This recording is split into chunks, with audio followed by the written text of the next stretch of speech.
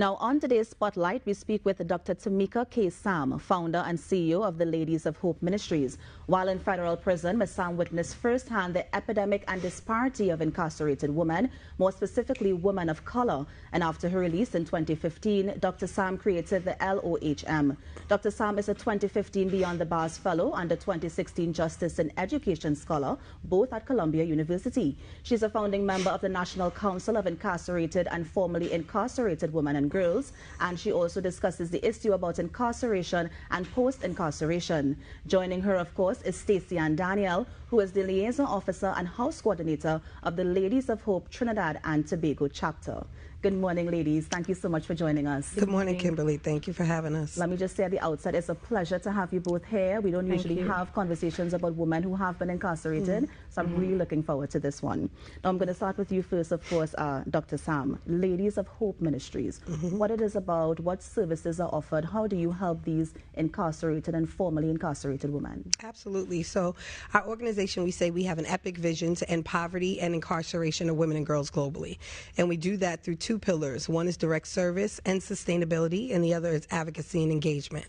What we know is we cannot advocate for ourselves, for our loved one, or the world unless our basic human rights are met, which is safe and affordable housing, access to healthy food, and equitable opportunity through job and career development placement. That's not just in the United States, that's everywhere in the world. And so for us, as we started the organization in New York and scaled it to New Orleans, when we looked at this year through some of our partners, where do we want to make the greatest impact? We wanted to do something in the Caribbean. It's the part of the world that is overlooked, and there's nothing here, and there are sisters who need support. And so I had the great opportunity to meet Stacey a few years back, and the rest is history. Nice. Well, Stacey, I'm going to bring you in here. Okay. I mean, we have the local chapter opening. I know it isn't opened as yet, but tell us about it. First of all, how did you make the partnership with Dr. Sam? Dr. Sam and I met in 2016, and she was starting her new journey with opening Hope House, New York. And I always tell her, we need to bring this back to Trinidad. And then, I think it was last year, I called and said, I'm going back. So she's like, yeah, we're going to do this. So the house was already being built by my family, who's in the construction field already. And it's recently been finished, so now we're looking to open and expand throughout the Caribbean, right? Yep. So you were over in the U.S. when you met Dr. Sam? Yes. And you came back and you were like, it's time to get it started here. Nice. What are some of these services you're hoping to offer women, and is it going to be launched in July? Yes. Right. We're doing a program with Google. We have some other programs that we're bringing in from the States that we will focus on bringing it in, and we all would correspond verbally. Yeah, so some of the programs we'll be doing here the same that we do in the U.S. So we have a doula initiative through our health equity work, which is training women on how to be birth doulas so that they can have alternative birthing practices, because outside of all the numbers of incarceration, we also have a high maternal morbidity rate for Black women. We die during pregnancy, and so we decided to do that for women as another option for employment. We train women on how to use their voice for policy advocacy. We have an ambassador here in Trinidad now to work on changing some of the policies of incarcerated women. And then also, Stacey was talking about our Google digital skills training. We were co-founder with Google on that. So we'll bring that so women can get different types of certifications for professional development and training and opportunity.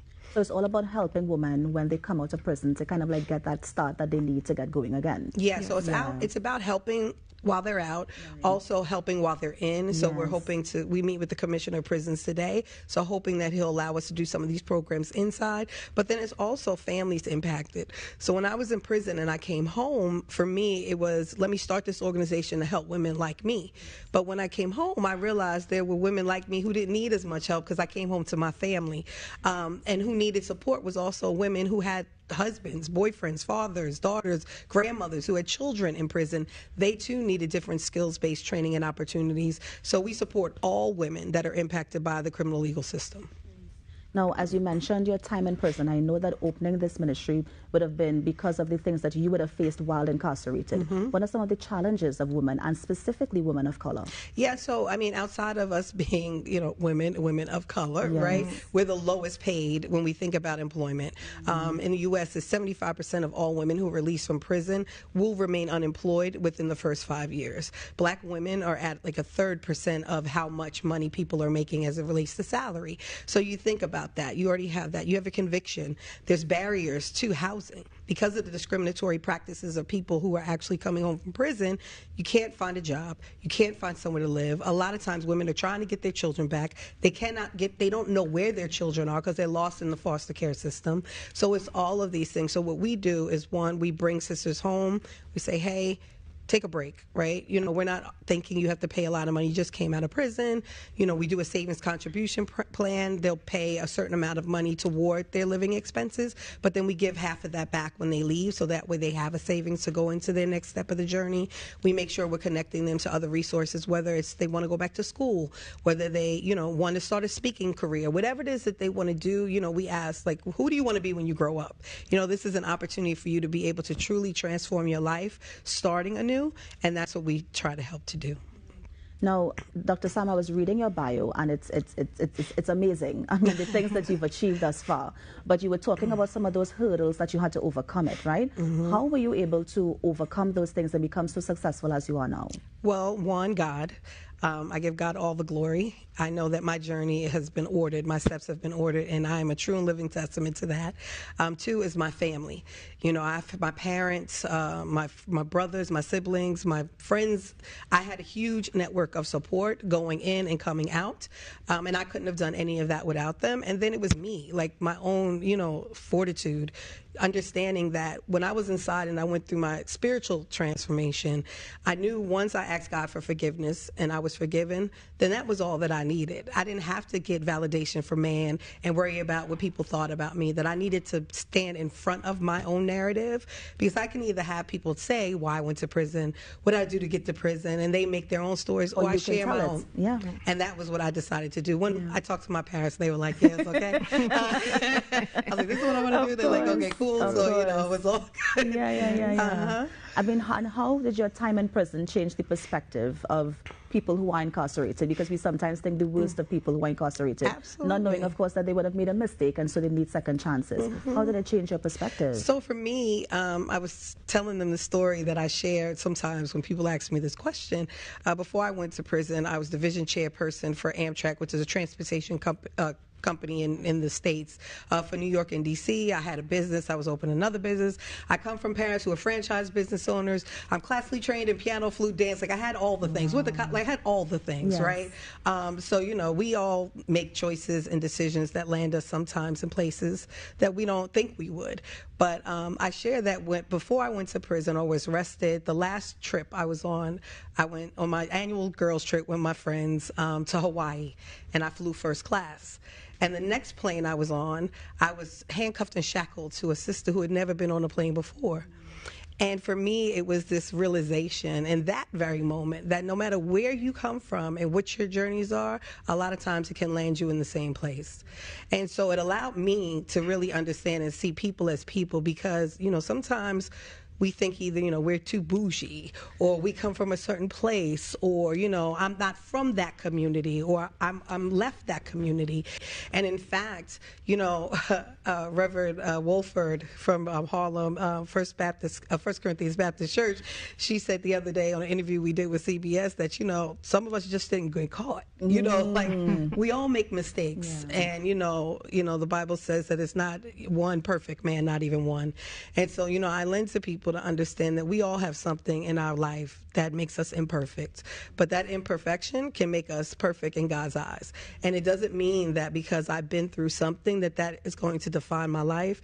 I always say, and the end that, I went to college, but I didn't finish, but I ended up getting an honorary doctorate in divinity. I went to prison and I got a pardon from President Trump, and I didn't apply. Like, I was supposed to be in prison for 10 years and I got out in 3. So, when I think about, God and the greatness of God and the things that can happen, and I dreamed of this while I was in prison, and I have an organization that is scaling globally, that is led by a previously incarcerated woman of color, that provides hope, for all of the millions of women that are impacted by this system. Now, I want to come back to you again, Stacey. I mean, how beneficial do you think a program like this is for us in TNT? I think it's 100% beneficial, even more, because we only have one right now, which is Vision and Mission. Yes, yeah. And they're for the men, and nothing for the women. And we still go back. When last did our laws change in Trinidad, some of our girls are still going in pails. Nothing has changed so far, so I think this is the big change here. And what are some of the objectives or aims that you're bringing to the Prisons Commissioner when you meet him later today? Well, our objective is that what we can bring to the prisons, which is our Google, our team of networking and stuff like that. That's what we were bringing to him today. Yeah. I appreciate that. Now, Dr. Sam, you have some stats about how many women have been incarcerated and that sort of thing. Specifically, the women who we see behind bars, what are some of the issues that they're dealing with before they even get incarcerated? Right. So it's about 95% of all women who are presently incarcerated struggle with some type of mental health issue, whether it's something like anxiety, depression, all the way up to schizophrenia. About 90% of all women have been subjected to some type of sexual trauma, violence, or domestic intimate partner violence. 90% of women have some type of substance misuse issue, and 85% are mothers. So when you're looking at all this data and you're understanding that there are drivers to lead people into incarceration, and a lot of those drivers come from poverty, unhealed trauma, and other things that happen because we don't have access. When we speak about women of color, I laugh from the other segment, all the colors but yours. When we think about women of color specifically, we are marginalized. And when we are marginalized, we don't have access. So if you don't have access to mental health treatment, quality health care, then you self-medicate. You find what's readily available to you. And there's what really changed my life and moved me into doing this work. There was a sister I was incarcerated with in my first part of my journey, and I asked her, why did she use drugs? Because though I was convicted of a federal drug charge, I didn't use drugs. And she said that her father had been raping her, and he gave her heroin and told her to take the heroin so the pain would go away. And when I heard that, I understood that she did not have a choice. Someone who we think, like my father, yours, who take care of us, who love us, who protect us, harmed her, and then gave her drugs in order for her to be an object of his own abuse and desire, right? And so, again, it's these stories behind why women and people, period, use, why, they go into these different trajectories, and I think that we should give people a little bit more grace in understanding this data. And of course, the rates of women coming out, for example, if we didn't have a program like yours or even programs similar, without that intervention, what are some of the pathways that these women may take? They will go back into either use substance misuse, sex trafficking, human trafficking, sex work, stealing, and then go back to prison. So that's where recidivism comes in, right? So, they say 75% of all people who go to prison will come back to prison within the first 3 years after release. And in countries like Trinidad and Topeka, where there aren't opportunities really for employment, I heard just yesterday that a lot of people during the pandemic end up getting, terminated like everywhere else in the country, but then there aren't a lot of other readily available opportunities for people to get back on their feet. So now you're subjecting an even higher population to prison. And so, how do we help that? And that's really by providing these opportunities and services. So we're really excited to be here, to have the opportunity to work in this country, and hope to be able to give back in any way that we can. Of course. Now, I know that you expanded to TNT and other parts of the Caribbean. What other countries are you looking to expand in? And of course, what's next for LOHM? Right. So within the Caribbean, we're looking also at Jamaica and Barbados and Bahamas, and then Bogota, Colombia, which is another part, but and so we're looking to do that in the next 3 years. All the other places in the Caribbean, the U.S. This year it's Miami, Florida, Maryland, Prince George's County, Maryland, and Baltimore, and Atlanta, Georgia. And I mean, we're hiring always. So anybody holla at Stacey here. As we expand, we'll also need additional support as we're building or actually outfitting the house and furnishing the house. We're looking for donations, you know, anything we can do, anybody can give. I always say time, talent, and treasure. You know, if you don't have money, though we need it because we're nonprofit, you know, you can give your talent. You know, maybe you can help a sister write a resume, or maybe there's some clothes that you don't wear anymore that someone can really use coming home from prison. And then your time, you know, like I said, my family, I had mentors who supported me in my journey. Women need to see other women that are not where they are, right, are not from where they are, so they can thrive to see something else. So I'm excited. I'm grateful. Thank you for allowing us here. And hopefully, you know, we'll make a great impact. Any of the other community-based organizations that are here that want to work with us, you know, we are open. We believe in collaboration and not competition, because the more that we work together, the more people have the opportunities and services that they need. Now, I'm not sure if you can say, Dr. Sam or Ms. Daniel, numbers, social media handles that people can reach out to you. Yeah, so my social media handle is at Topeka KSAM, Topeka KSAM, SAM. The organization is at the LOHM, so at THE-LOHM. They can text 41444 to THE-LOHM 2022 if they want any information.